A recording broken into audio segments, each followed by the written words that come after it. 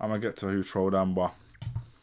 There's two other things. If I have time at the end, I'll do them, but I'm running out of time. So, who trolled Amber, episode 3, Into the Dark. I've done the first 2 episodes already. I sent my Twitter crazy. I haven't used Twitter for years, but there's a lot of supporters on there. Hashtag IStandWithAmberHeard. I almost feel like pulling some of it up and showing you some of the stuff that's been going on, but I'll be here all night, so maybe I'll do it next week. I'll pull up some of the crazy, like, I'm getting attacked. Like, all of this is showing, yeah. All of this is to show how Amber Heard was wrongly attacked and how bots were used to attack her and all that kind of stuff. But these guys think it's a good idea to prove that right by attacking me, attacking people, sharing my videos, all that kind of stuff. Absolutely crazy. But yeah, just to give another context, this podcast is an investigation into who trolled Amber Heard. Was it bots? The last 2 episodes have been very, very eye-opening. Go and watch them if you haven't watched them already. They're on my YouTube.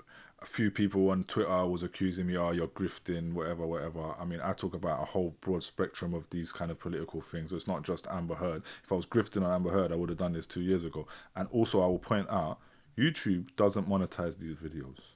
Yeah? YouTube doesn't monetize anything that is seen as sensitive or shocking content, right? And it automatically finds words that you've said in and it says shocking content unavailable for monetization, right? That applies for so much of my videos. And then I play some stuff with music videos that don't get monetized either. So I only get monetized on a small percentage of my videos anyway.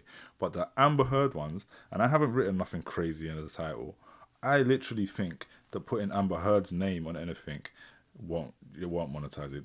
They actually, yeah. Remember, she was on the last episode. They said that she wasn't allowed to tweet about Aquaman 2. She was banned from posting about it on social media. So she's banned from attending all these events. She's literally cancelled. So I 100% think YouTube know, yeah, she's banned from any advertising. Like, they would not put a company who's paying them for advertising, like, they would not put those adverts on the front of an Amber Heard video because they think they might get in trouble for it. Do you know what I'm saying there? So I just know all of these videos I've done on Amber Heard, all of them says ineligible for monetization. So anyway, that's just an interesting point. But we'll get into episode 3. There's 6 episodes in full. So after this, we'll be halfway.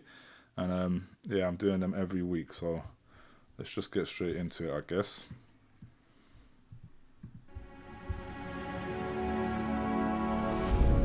Tortoise. Just a warning before we start. This series contains strong language and descriptions of violence. Oh yeah, I think it's 100% inauthentic. I have no doubt about that.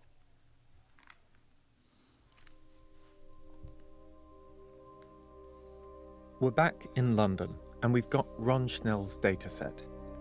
Ron collected almost 1 million tweets in the run-up to the Depp Heard trial. I hope this trove of information will reveal clues about who trolled Amber. And just to give a context for anyone who's watching this who didn't watch the last one or isn't watching it off the back of the last one, they had a guy who was investigating all of the tweets about Amber Heard, and he downloaded all this data from Twitter. And apparently, he said something interesting that Elon Musk, since he bought Twitter, has banned, like, he's blocked that kind of way of being able to download mass data like that. So he's saying we couldn't even go there and download that now, but he'd already downloaded it early into the preparation of the trial. Now, they got banned from talking about the trolls in the trial. That got removed from what they were bringing forward as evidence. So they said, no, we can't talk about it. So he stopped investigating this.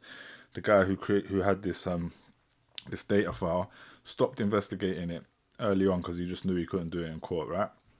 But he's basically given this to them. So they're now being able to investigate a whole data file of tweets about Amber Heard that happened from before the trial that hasn't properly been investigated yet. Producer Xavier and I have finally found an expert who is willing to look into it. My name is Johan Chen. I'm the founder of SafeLink Network. where we're building technologies to detect anomalies on the internet. During my PhD, I got to work at security teams with Twitter, Amazon, and Google, detecting different bad actors. Johan is the man behind something called Information Tracer, this pretty cool website I've been using a lot on this investigation. Information Tracer is an AI-powered tool to help people search and investigate different social media campaigns. Johan has the credentials we need, but I also want a second opinion. Hey, Coach Chang, how are you? Great, how are you? I'm okay. Happy New Year. I have a PhD in informatics. Right now, I'm a postdoctoral researcher. Kai-Cheng Yang is a big name in the world of misinformation. He created a program called Botometer, A machine learning algorithm that can find social bots on Twitter. Do you remember that's what Ron Schnell used when he was working on the case? I fed in hundreds of thousands of anti-AmberHeard tweets and got a lot of data. Kai-Cheng's program is pretty well known. Elon Musk used Botometer in a lawsuit against Twitter's former owners when he was trying to back out of the deal to buy it. It's in their court document because they were really ready to go to trial. But I have to say, the way they use the tool is not, correct. Both Johan and Kai-Cheng are experts at detecting misinformation. If anyone's going to find bots, if anyone can tell us whether they were working at scale or even acting in coordination, it's these guys. But it's going to take them a while to properly analyze so many tweets, a couple of weeks at least. So for now, you've got Alexei and Xavier instead. We don't know how to code or run algorithms, but that's okay, because this story has never just been about data. Johan and Kai-Cheng are looking for patterns across the dataset. Their analysis will show us the overall role that bots played in the Amber case. But I'm just as interested in the specifics. I want to find individual users who are not who they say they are. So Zav and I lock ourselves in a dark room, we switch on our monitors and crank open Ron's database. And soon, one particular account stands out. An account which doesn't just tweet about Depp, but about politics. It's not a real user, it's not a real person, that I know for sure, yes.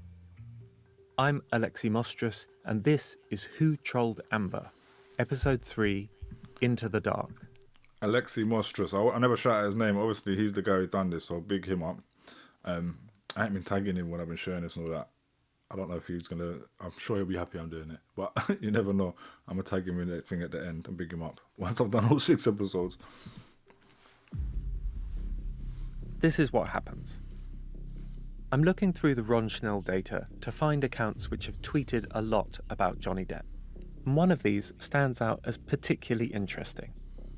This account isn't behaving like a typical bot account. It's not posting ads for cryptocurrencies or retweeting other people's hashtags. Instead, it posts hundreds of tweets in Spanish about Chilean politics. Until November 2020, when it suddenly switches topics and starts tweeting about Johnny Depp. Madness. The account's name is Felipe Irarrázaval. He says he's a graduate of the University of Chile and he has a master's degree in law. Except, a couple of years after the account is created, Felipe changes his profile to say he studied commercial engineering at a completely different college. That's red flag number 1. Felipe is pretty right-wing. You can see from his tweets that he's obsessed with law and order in Chile. And of course, that's not unusual in itself, but I can't find any trace of the real Felipe outside of Twitter. There are a couple of people with the same name living in Santiago who have very similar profiles, but when I contact them, they say they have nothing to do with the account. If the Twitter Felipe is a real person, then off the platform, he's a ghost. That's red flag number 2. I've been studying for a while now all the dark side of digital technologies regarding politics. So that's the misinformation, that's coordinated authentic activities such as bot networks and stuff like that. Also, I call Professor Marcelo Santos. He's an expert in both misinformation and in Chilean politics. I want to see what he thinks of Felipe. Can you just give me your impressions of this account? Okay, first of all, a couple of things. We were talking about when... A few years back, Marcelo was the head of this big study into political disinformation in Chile. He uncovered thousands of bots and trolls trying to manipulate public opinion before big votes. There were set... Well, that was obviously coming, but I didn't know this guy was going to specifically have been involved in that, in investigating that in Chile. But obviously, you look at his account, he's posting about Chile, about politics over there, suddenly starts posting about Depp. Someone has been controlling that account to push an agenda message. Same like they did over here with Cambridge Analytica. I wonder if that will get mentioned in all of this, to be honest. And if it doesn't, I never actually watched that documentary on it. I read little bits and pieces, but I should probably look deeper into that after this on a separate one. Of bots or bot-like users, though I call the amplifiers. They were just, routing for the conservative users, and some other set of bots that were the polarizing bots that were routing here and, talking shit. Most of these suspect accounts were created just after a series of protests erupted in the country. June 2019, we had this, what we call the social uprising or social outburst, where people went to the streets, first triggered by raising the subway fare. The protests start with students but end up encompassing every part of society. For weeks, the streets are alive with rioting and tension. I believe that 5 subway stations were destroyed. I mean, they were burnt. Whoa. So we had curfew, we had military on the streets. There were clashes with the police every day. Every Friday, some of us went to this square, and I'm talking that from range from 200,000 to 1 million people with very violent repression by the police. We didn't go to the protests and stuff because it was really violent. Misinformation ramps up when Chile stages a referendum and then a general election. Most of the bot accounts that Marcelo identifies support right-wing candidates, and specifically one man called Jose Antonio Cast. This is the maddest thing. Look, this I'm so glad to be seeing this and reacting to this, because all of my content here, I get called a lefty, get called woke. Like, people who only follow me for the Amber Heard stuff might not have seen the other stuff, but I've been doing stuff on here against right-wing YouTube. That's kind of how I started doing content again in recent months. And I've been on Facebook doing that for years, whatever. Like, the way the right-wing manipulate media and control everything in the world, to be honest, is what we're dealing with and addressing in all of these things. And the right-wing people, like commenters, bots as well, I call them bots and human bots, because even the ones that are human have reacted because of the bots, and now they're copying them, and they're like robots anyway, because they just copy and write what they're told to say. They're always going on about how the liberal, the liberal politics and woke politics is taking over the world. When the real fact is, and we're seeing it here, is there's still these agendas to keep everything very right-wing and keep the right-wing in control. Antonio Cast is the representative of the far right. Cast had this big network of bot-like activity promoting him and demoting the others. Cast is particularly opposed to a new constitution which would make Chile a much more liberal society. His posts on this topic are retweeted by a network of suspected troll and bot accounts, along with a particular hashtag marking opposition to the constitution: rechazo. Rechazo is reject in Spanish, apruebo is apruebo. So there was a campaign of apruebo against rechazo. So that hashtag rechazo, which appears in the user you were monitoring, is related to the right-wing sympathizers. When I look at Felipe's account, he fits this pattern exactly. He posts dozens of pro-cast tweets, and he liberally uses the hashtag rechazo. ¿Cómo puede ser posible tu nivel de inconsecuencia? Tú eres un intolerante. Eres cómplice de los atentados y vandalismo, delincuente sin remordimiento. Rechazo CTM. Rechazo. To Marcelo, all of this is very suspicious. And he notices other clues about Felipe which I'd missed, like the date that the account was created. The D-Day for the social uprising was the 18th of October. 2 days later, this account is created. So that is quite suspect. And the language used in the tweets themselves. It doesn't add up from whatever perspective you see. In Marcelo's opinion, Felipe is not who he says he is. Not a lawyer or an engineer from Santiago, but someone else entirely. Possibly someone sitting in a troll farm in Mexico or in the Philippines, being paid to secretly sway opinions online. Yo, and that's where it gets deep. This whole thing, troll farm, bot farm we've been talking about, I hadn't even been thinking about it like there's going to be people sitting there doing it. But I've already... Do you know what I'm saying? Like, people don't know this about me who just followed the Amber Heard thing, especially if people who are not from the UK. But I was very involved in a general election over here a few years ago when Jeremy Corbyn was running. I was involved in starting a youth vote initiative called Rise Up, and we had the biggest youth vote sign up in decades. I can't tell the numbers and the stuff off the top of my head, but we did some amazing things. So I was literally online talking about that all the time, much more than I was, before this Amber Heard stuff. Same way as I was, like, I've always been active online, like, arguing with these people. And that's the last time I really sat there and thought about that, where I would sit and I'd think these people are fake. And I actually thought these people are paid, because obviously I was basically going up against the Conservative government. And the Conservative government, I'm actually blocked on Facebook. Like, I could show you, I'm blocked by the Conservative government. Like, I can't even, if I search the Conservatives, like, it don't come up. You know what I'm saying? But yeah, they blocked me for talking in their groups and all of that. And that's mad. That's the government of our country now. I'm literally blocked by the governing party of our country, and me being a citizen, I'm blocked by them. I can't see their social media. To me, that should be illegal. You know what I'm saying? It's crazy. But yeah, so I started realizing, right, there's just these idiot people, they're quite stupid, some of them, like, who are just sitting there like troll.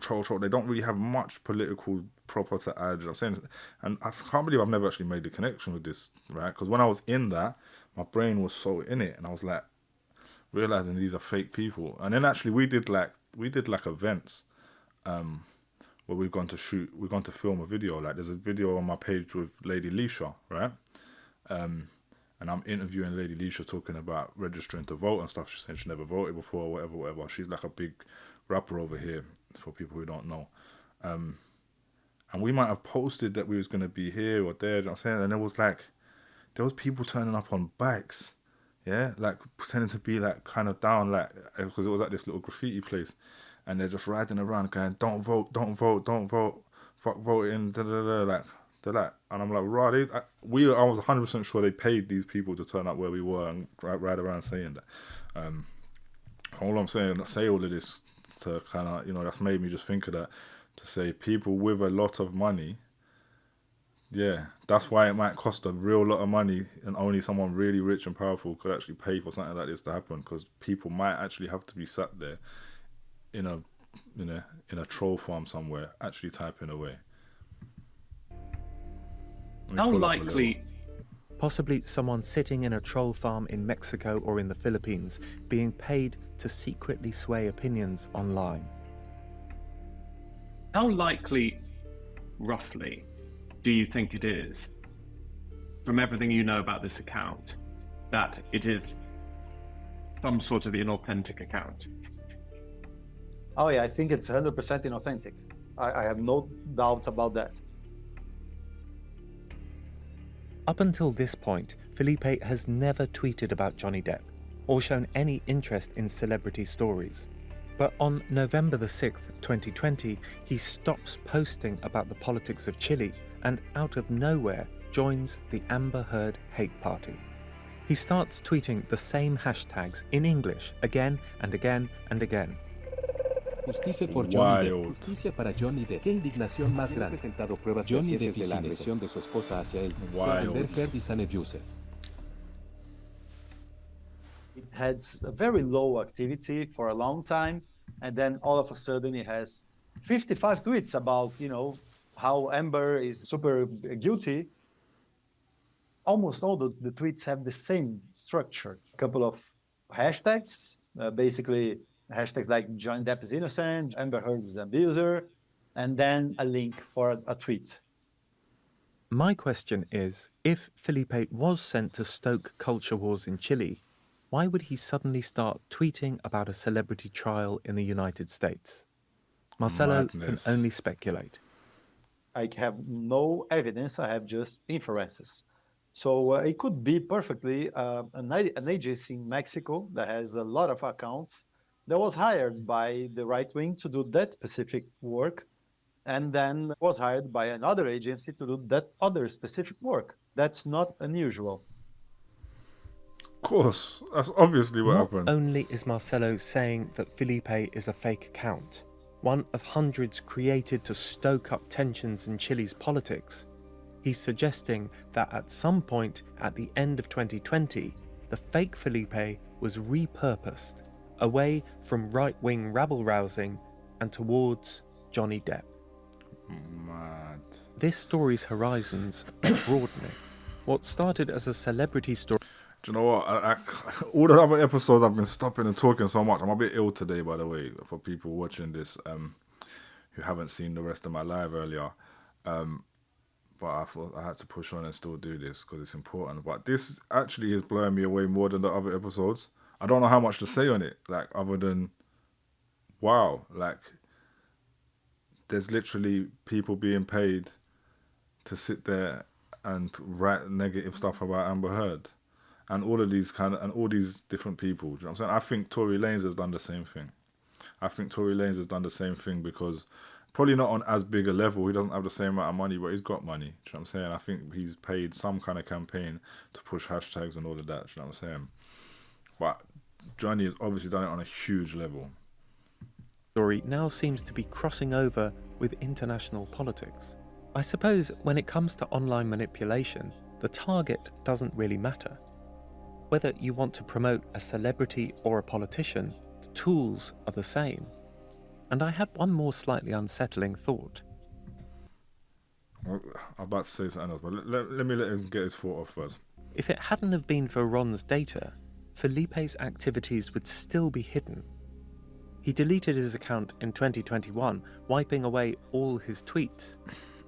Which raises the question, how many more Felipes are there out there, shaping events and then covering up their tracks? Yeah, I just wanted to go, that's crazy. And remember, he pointed out that you can no longer download data from Twitter in the same way. Maybe you can see the accounts as they're there. I don't know how like significant that is, that what that actually means. But yeah, I mean, I touched on this. We were talking about the London mayor election earlier on in this show. Like, going back to the Jeremy Corbyn thing, like, he was proven as the most lied about politician in history, yeah, in UK history at least, in the mainstream media. But the barrage of stuff online was constant. Yeah, the barrage of stuff online that I was dealing with. I'm saying, me being proper involved in it. They literally, we had 2 general elections. The first one, he got mad close to winning. You know what I'm saying? So they've literally changed UK politics and got a right wing, got the Conservative government in again, using that tactic. I'm 100% sure of that. I was 100% sure of it back then. And it's crazy. It's really crazy when you deep it. It's just, obviously I already knew this, but it's just kind of making it sink in again. Tell him about Marcelo. As it turns out, he has found out a lot more. The first thing that I found were all these accounts posting in Thai. So normally when a tweet goes viral, you expect it to have lots of retweets, lots of likes, lots of replies. What's happening with these accounts is that they're only ever posting once about Depp, and they're getting a huge number of retweets, thousands and thousands. And the crucial bit is that the accounts have basically no followers, And barely anyone is actually engaging with the tweets. No one is replying to the tweets. So if you take a look at this one, it's congratulating Johnny Depp after the US trial. The tweet has 22,000 retweets, only 11 replies, and the account has only a couple dozen followers. Here's another one, an account which has 2 followers, tweets once about Depp, gets 9,000 retweets. And then this one, 6,500 retweets, no replies whatsoever. My best guess is that these accounts are being retweeted in an automated way, but by bots Yeah, that's that the are bots. That's the possibly fake ones. not sophisticated enough to actually engage with the tweets or reply to the tweets. Another thing I found was a network of accounts tweeting about Depp in Spanish. They're all liking and retweeting the exact same anti-Amber Heard posts. And the most interesting thing I spotted in those accounts was that they would post the same tweet again and again, and the only thing they would change is the string of numbers and letters that they'd added to the end of the tweet. So, to show you an example here, 8th of November 2020, this account posts hundreds of identical tweets on exactly the same day, all pro-Johnny Depp, anti-Amber Heard. And the only thing that is changing in those tweets is the string of numbers and letters at the end. I talked to a disinformation expert, and he said that he sees this kind of thing a lot. And what accounts are normally doing, he thinks, is trying to avoid spam filters. So they will slightly alter the tweets to get around the filters. That's weird. And he actually sent me a link to a YouTube video in Arabic, which shows how you can automate this process. So I think actually with both the Thai accounts and with the Spanish accounts, what we're seeing is automation. That's amazing. I mean, I also found some really weird stuff. There's this one account which has tweeted 370,000 times since 2021 and has liked more than 400,000 posts. I've worked out that's a post every 2 minutes for 24 hours a day for 3 years. There's this other account that's tweeted 7,000 times in a short period, wasn't following anyone at all, but it was part of a network that I found that seems to be using fake pictures. All of these pictures could be traced back to Instagram models. This network of pro-Johnny Depp accounts had taken those pictures. There was so much weird stuff. You know what it's making me realise, and obviously I've kind of known this as well, but these people that are on my Twitter, like I said at the beginning, my Twitter has blown up from doing these videos. These are probably not real people. It's probably, I'm saying, some of these are probably still going on, and they're not even real people.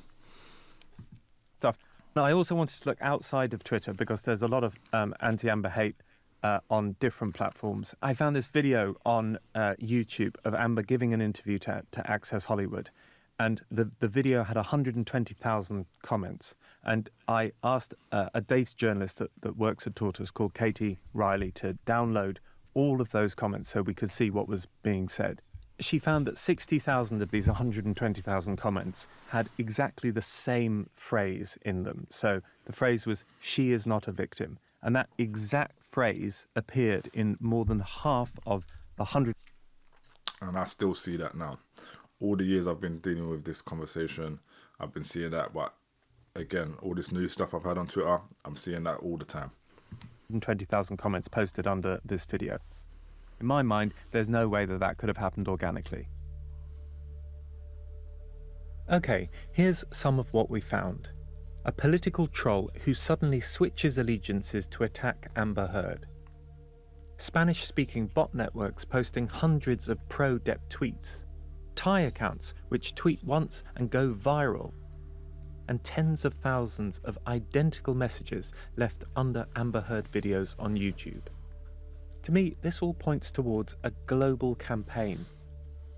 If that's right, it either means it was coordinated by someone pretty powerful, someone with access to disinformation resources in different countries, or it means that multiple people were responsible, and that these guys somehow moulded together and merged with genuine Depp fans to create a hybrid campaign.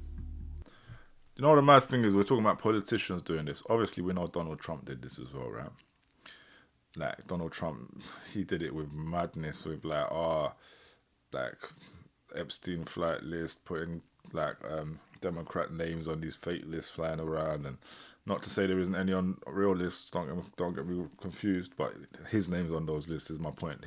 He would just create ones with random names and say that he's saved the children, all these weird hashtags that he was using to try and basically his campaign for president. I don't even think it's far-fetched that those kind of people would help Johnny Depp. That actually the same people that are controlling governments might want to help him and might we live in a system of misogyny that they want to uphold and keep, yeah?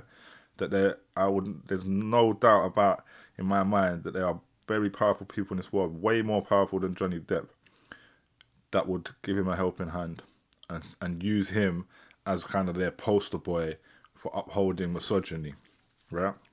Because I've said this a million times, like, domestic violence is an issue that, predominantly impacts women and that is mostly carried out by men.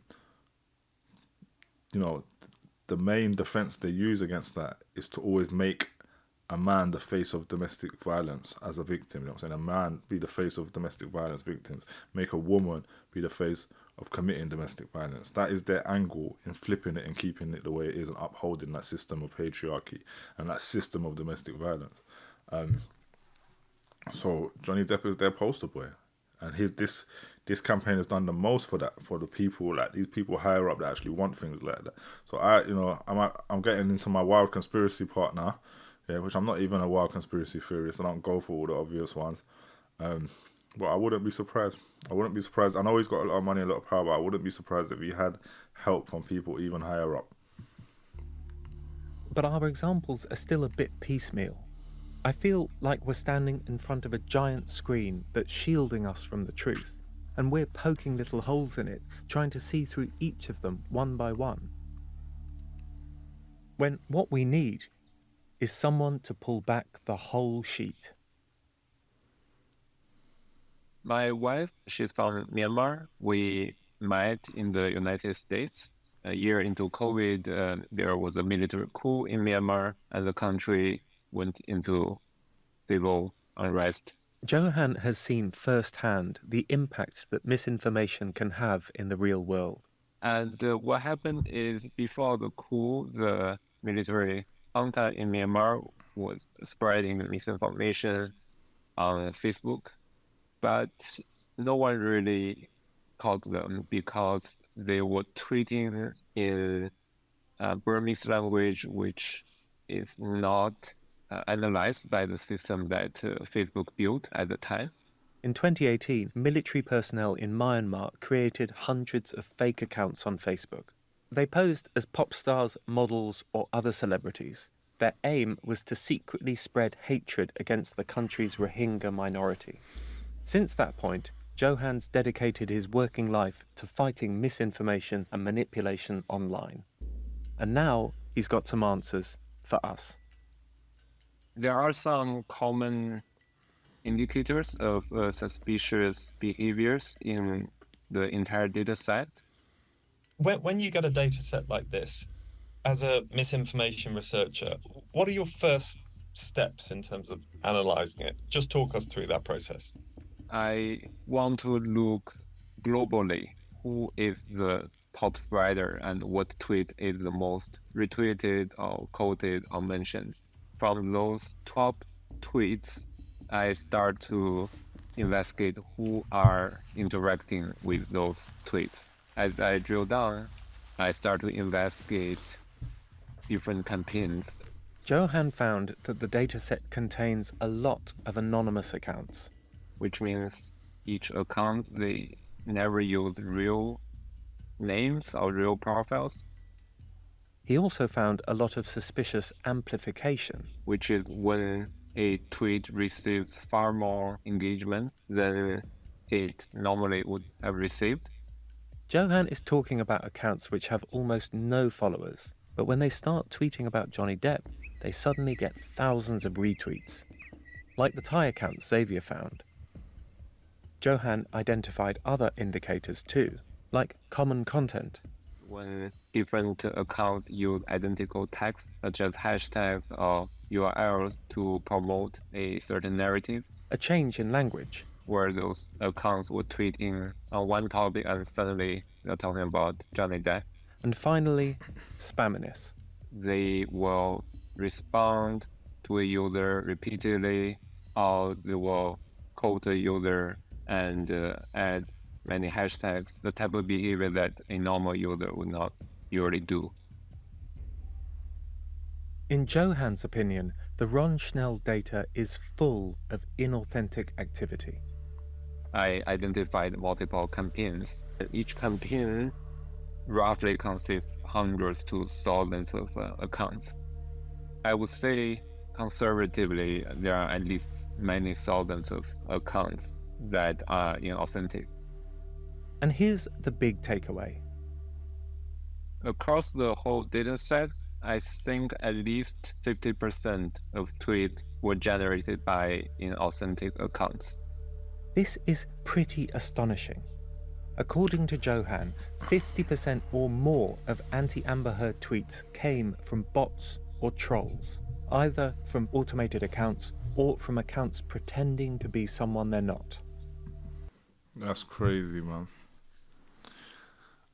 And yeah, you know, I guess I'm gonna keep focusing on the trolls part, because you know we call trolls people, we think of them as the real people. You know what I'm saying? But they're people trolling with an agenda, yeah. But we think that we generally seem to think, you know, they're doing it on purpose. Of course, these guys are doing it on purpose, but they're being paid to is a whole different aspect. People being paid to troll.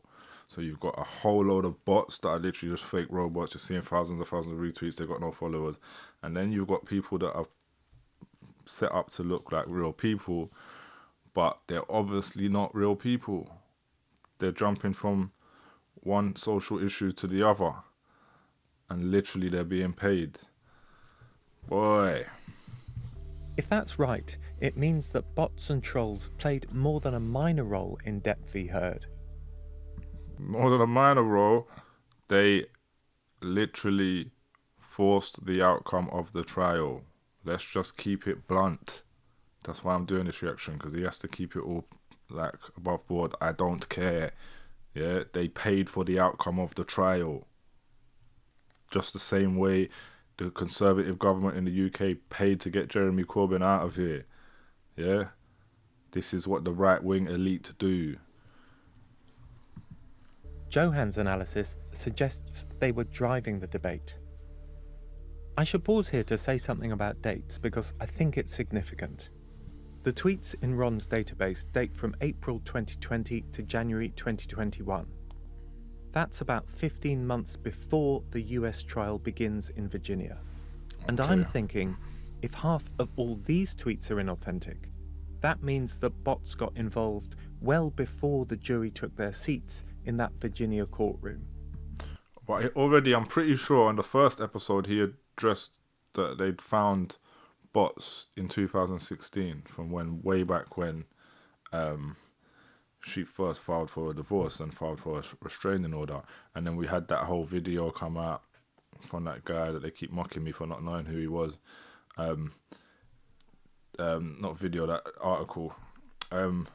So the campaign started way back then, and he's saying this is only taken from 2020 to 2021. That's 4 years later. So if it was 50% then, and it's already been going on for 4 years, you know, in 2016 it's probably 100%. Yeah, and then it's built, and then eventually they've got 50% of real people in interacting who've been kind of roped in by now. It seems like someone laid the groundwork in advance of the US trial, so that by the time it began and people really started paying attention, Amber had already lost the case in the court of public opinion. 100%. Joe? And don't get me wrong, like I know I'm saying I think it went way back than that. Obviously, when the case was coming up, yeah, they would have spent that time really like, all right, it's time to really go hard now. And found something else too. Amber had already lost the case in the court of public opinion. Johan found something else too. The inauthentic accounts he identified, they don't just sit in their silos and encourage each other. They get real fans involved too. Oh, I think the inauthentic accounts will start the campaign first. The bots will tweet a hashtag so much that it's picked up by Twitter's algorithms.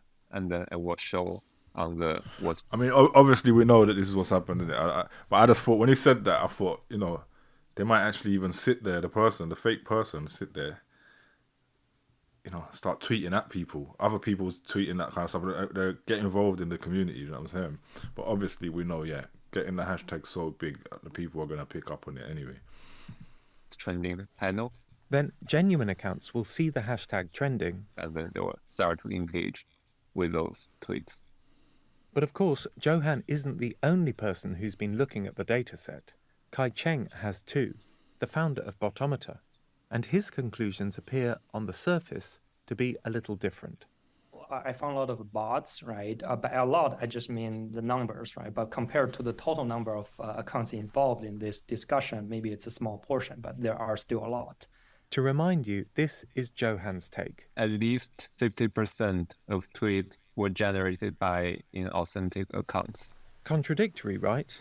But actually, I think it makes sense. What seems to have happened is that a lot of real accounts, run by real people, tweeted about the Depp case, which is exactly what you'd expect given the insane amount of media coverage it got. But most of these genuine accounts only posted once or a couple of times, whereas the bots and the trolls were much more prolific. I see a lot of the bots that's like super active.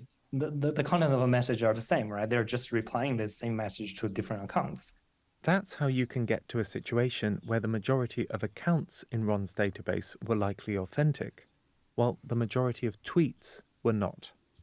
Kai Cheng also spotted particular examples of inauthentic activity, accounts we'd never seen before, like Carlin Vincent. It has roughly 1,000 posts. All those posts are actually replies to different official accounts of brands, especially Warner Brothers, posting something like Warner Brothers support abusers such as Amber Heard, and then have the hashtag saying justice for Johnny Depp. So the same type of message 1,000 times. So that's a typical bot behavior, right? He found accounts which developed a sudden interest in the Depp case out of nowhere. This one is also very interesting. If you look at the timeline, it has 3 stages of different behaviors. So before 2019, it was mainly posting about Japanese anime, and then it went dormant. And then in 2020, in November, all of a sudden, these accounts start to post and retweet large amounts of pro-Johnny Depp tweets. If you hire those bots for certain purpose, these bots will start to post the account you request. When you stop paying, then the bots stop. And here's what's really significant about what Kai Cheng found. Examples of coordinated behavior. Suspect accounts working together to troll Amber.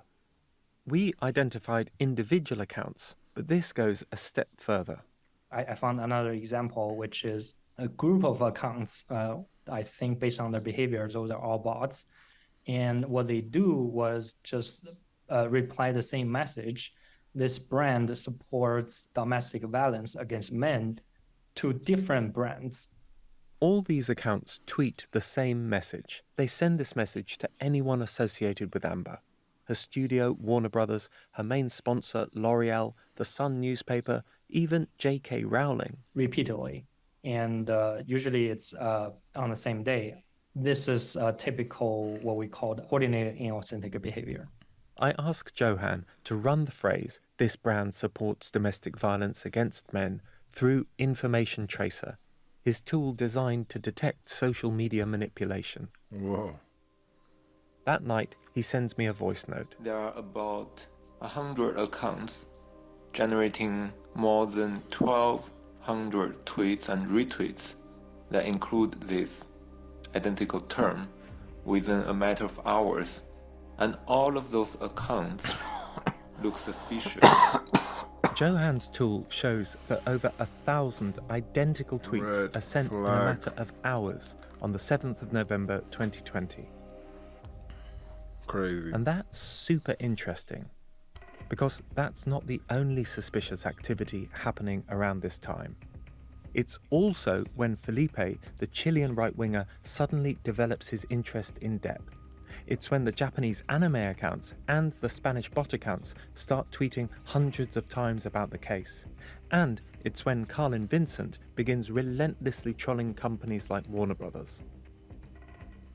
all this activity happens in the same 48-hour period. And there's something that happens right at the beginning of this that I think might be relevant.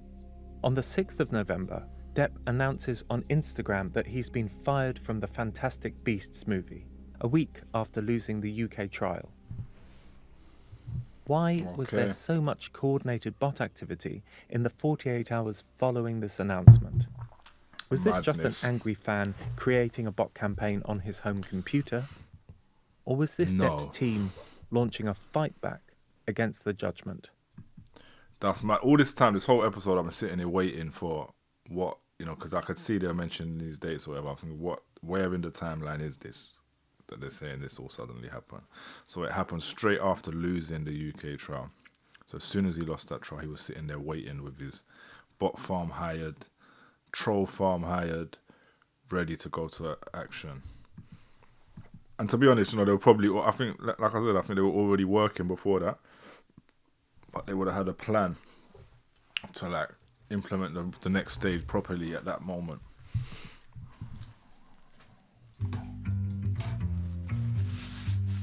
In the early 19th century, a French criminal called Eugène François Vidocq decided to become a private detective. Vidocq was possibly the world's first ever example of a sleuth. He went on to found France's first criminal investigative agency, and his story inspired several writers, including Victor Hugo. He also pioneered the use of agents provocateurs, secret agents who would go undercover to encourage suspects to commit a crime. And that's how I've come to see the bots and trolls in the Amber Heard case. They didn't create all the hate towards her, but they were in the mix, stoking things up, encouraging and inciting ugly elements which were already present, making sure that by the time you became aware of the story, your social media feed was already filled with one-sided vitriol. I feel like I've learned a lot from Johan and Kai-Cheng. We've got much closer to answering the question of what happened. But that still leaves the other question. Who trolled Amber? Who commissioned these bots and trolls in the first place?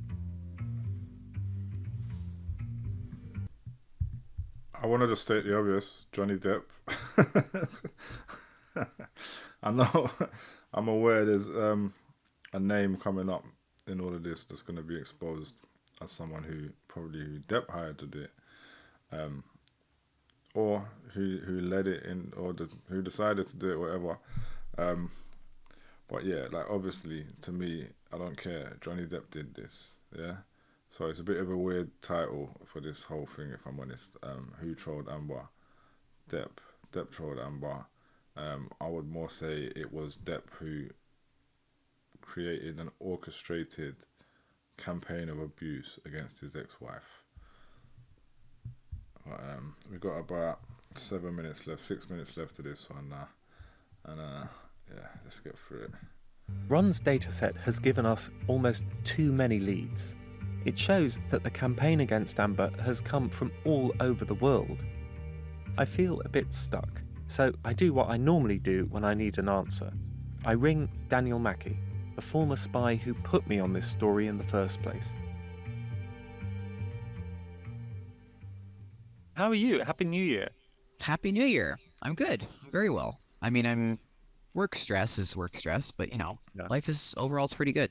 Basically, the top line from Johan, one of the researchers, was that in his opinion, more than half of all the tweets in the database using anti-Amber Heard hashtags were posted by inauthentic accounts. Wow.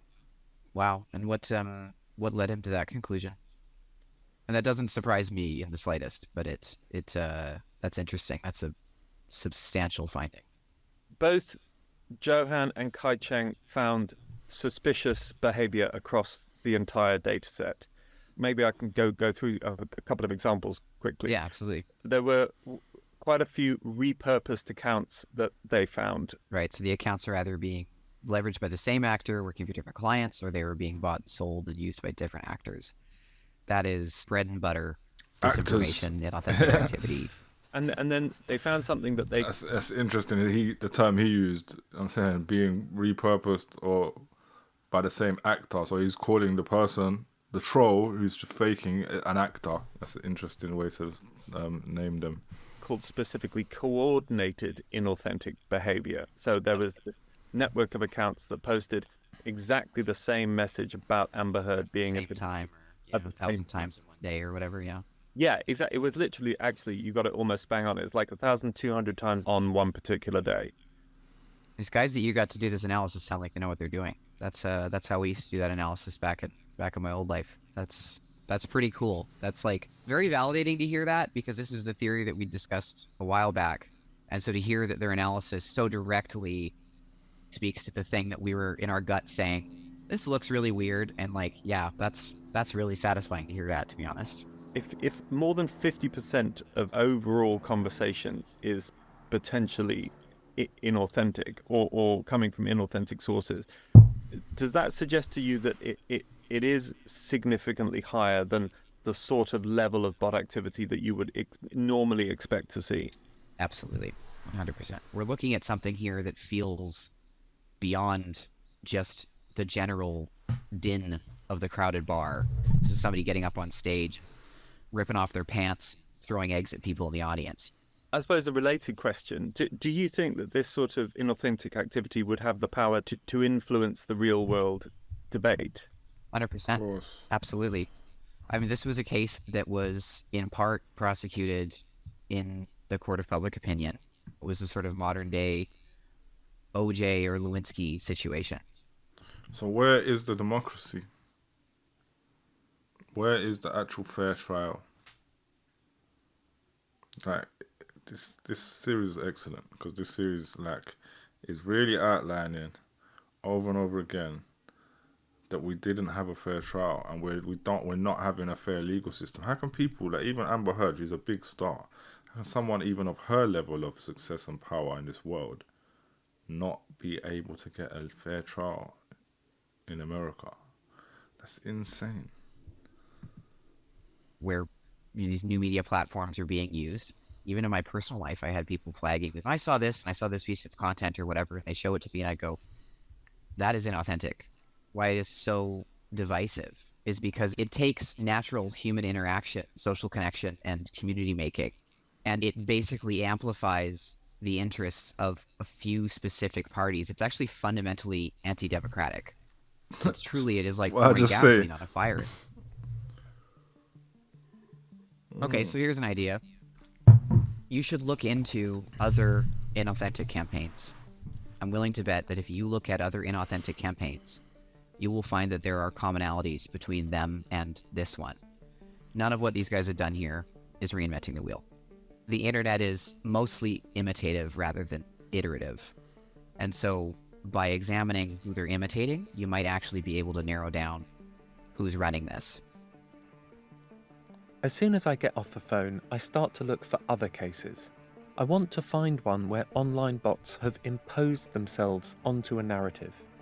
That's when I come... And that's mad, because I've been saying this whole episode, I've been pausing it, saying Donald Trump's already done this, and the Conservative government have already done this to Jeremy Corbyn, and I witnessed it. I saw it happening. I was arguing with them. I was targeted. Like, one day I will do a whole take on that, but you can see the stuff about Rise Up on my page. You know what I'm saying? Like, I was very, like, you know, it's because I was quite high up in that whole campaign. I was definitely targeted by these people ridiculously. But yeah, let's see what he decides or finds. I get off the phone, I start to look for other cases. I want to find one where online bots have imposed themselves onto a narrative. That's when I come across one of the weirdest stories I've ever heard. Okay. And I didn't expect it would give me a clue about who trolled Amber. Turns out, I was wrong. Next time on Who Trolled Amber, we go through the looking glass. I call it my Alice in Wonderland life, since it started. A homicide case gives us new clues. Do you think that anyone connected to you might have paid for bots or trolls to support your case? Yeah, I think so. Yeah. And a former FBI agent raises an intriguing possibility. They want to showcase the failures of the U.S. That's why you would have state actors or other groups in this. This is a propaganda war. State actors. We contacted Johnny Depp while making this podcast, but he didn't respond. I must say that at the end of every episode. Who Trolled Amber is written and reported by me, Alexi Mostrous, and by Xavier Greenwood. The producer is Xavier Greenwood. Additional reporting by Katie Riley. Sound design is by Carla Patella. The narrative editor is Gary Marshall. The editor is David Taylor.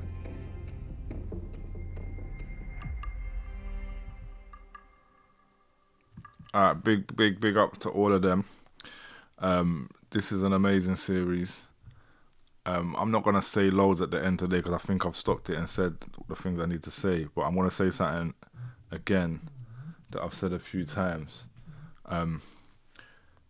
This should be like mainstream news everywhere. Like, it's insane. This is on, and like each episode gets lower. This is on 1.2k views. Yeah? I don't know if it has more on Spotify. I don't know. But this is a huge deal, what this is exposing. And it just goes to show how right they are about how much control the right wing have over the narratives of this world, and that misogyny has over the narrative of this world, and patriarchy has. Yeah, there is no democracy when the rich and powerful are allowed to control public perception like this. And it's just, on this case, when you look at the evidence, like any of these cases that it comes in, like the simple basics of it and how wrong they are, it's just crazy. You know what I'm saying? It's just crazy, and it's scary. And yeah, I think that's where I leave it today, man. So big up everyone that's watched the first 2 episodes of this. If you're watching this later, watch the first 2 episodes of it. There's 3 more to go. I'm doing them every week. I'm doing them live on Thursdays at 9 p.m, but kind of later in the show, so it probably ends up being about 11 p.m, between 10 and 11 p.m. that I'll actually do them. But I'll always upload them every week, like Friday, Saturday. This one probably goes up Saturday. But, and I've seen there's been people watching throughout. I'm sure you're probably the more Amber Heard supporters and the like.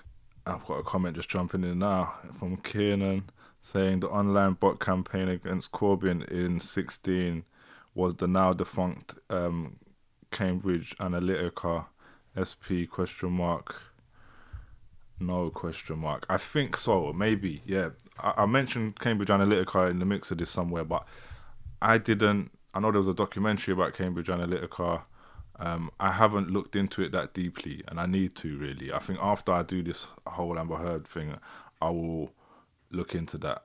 Maybe I'll do the whole documentary about it, or maybe I'll look into some other videos that maybe break it down easier.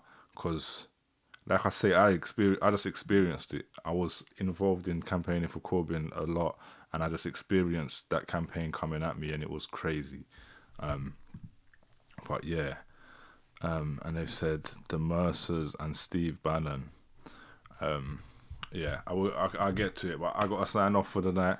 So yeah, big up. I just want to say big up to everyone who's just been watching this, who probably tuned in for this part. I have like a usual load of viewers. They tuned in and was very active in the chat for the first part. I guess this thing, Kiernan said, I'm mostly interested in the bot phenomenon.